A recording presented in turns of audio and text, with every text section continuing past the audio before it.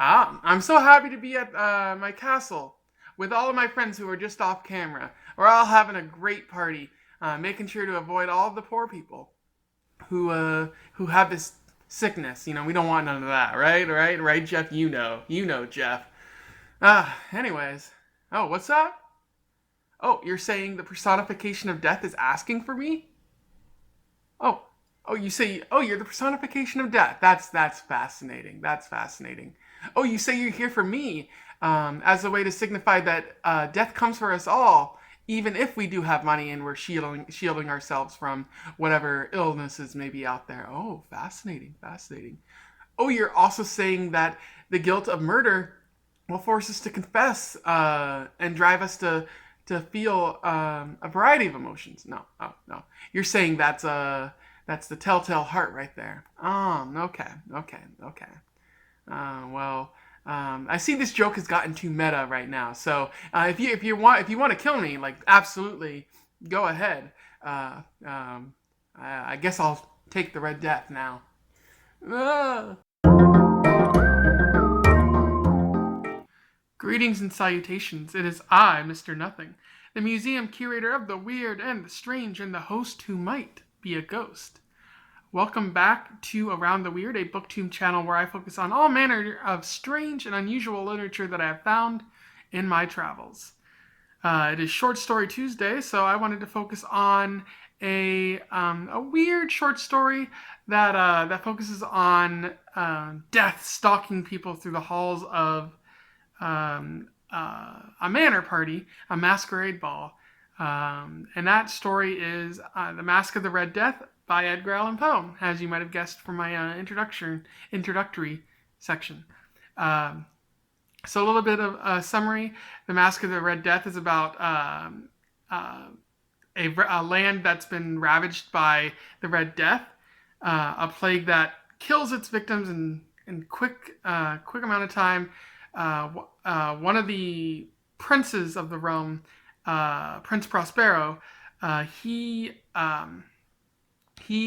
is fed up with the plague and just doesn't want to see the plague anymore, and doesn't want to see the poor people dying of the plague anymore. So he retreats to his manor and invites some of his rich friends to have an endless party.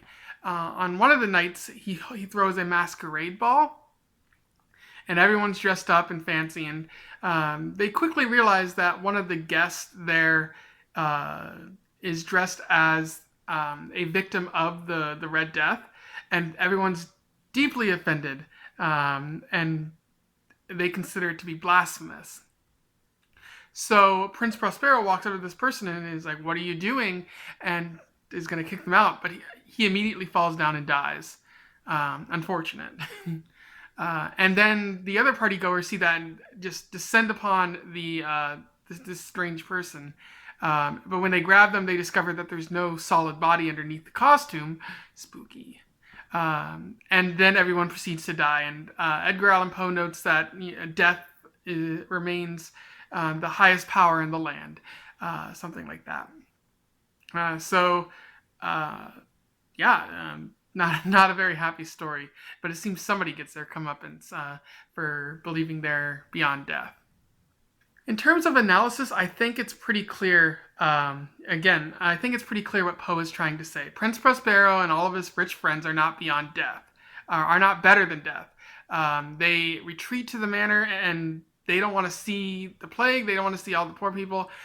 They only want to be reminded of their fabulous wealth. At one point, Prince Prospero boards up the entrance gates, which signify that he's trying to block out death. But as Poe notes, nobody is beyond death. Even your own arrogance will probably result in death just coming to you faster. So I think Poe is pretty clear in that message, and it's an interesting message that he's trying to get at there. I think it's interesting how Poe leaves it up to interpretation what is actually going on. Did death come down or come up from wherever death resides and deliver swift justice to these people who believe that they're better than death? Or, more realistically, does the was the person in the plague costume, was that just a representation of the Red Death? And that's what was actually going on. Everyone just died because there was a person with the Red Death walking through the halls, and everyone eventually got the virus and died. Fortunate. I prefer the whole death stalking them because that's cooler, but whatever interpretation you want, I guess. Lastly, I wanted to talk about Prince Prospero's reaction to him seeing the person in the Red Death costume.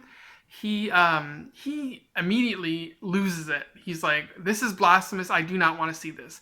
And I think Poe is really highlighting there how the wealthy elites in society will do anything and everything to avoid confronting their social responsibility for the poor and the less well-to-do. They will retreat to their manners, and they will hide away from the world until there's no more societal ills. But there's always going to be societal ills, and you can't hide forever. So I think Poe does a good job of highlighting that in his short story. Uh, um, Especially how when someone who doesn't want to see that is confronted by that very object, they have a violent reaction within themselves, and I think that's an interesting message right there. Okay, so those are my thoughts on Masque of the Red Death. I honestly can't see how the wealthy elites mishandling their response to the virus is relevant to today's society. Is there something going on right now? Anyway, I would definitely recommend that if you can find it, and I will put a link to it in the description so that you can read it. In the meantime, I recommend that you have fun in all your travels. You stay safe from any viruses, and remember that Donald Trump is complicit in the deaths of hundreds of thousands of Americans. Goodbye.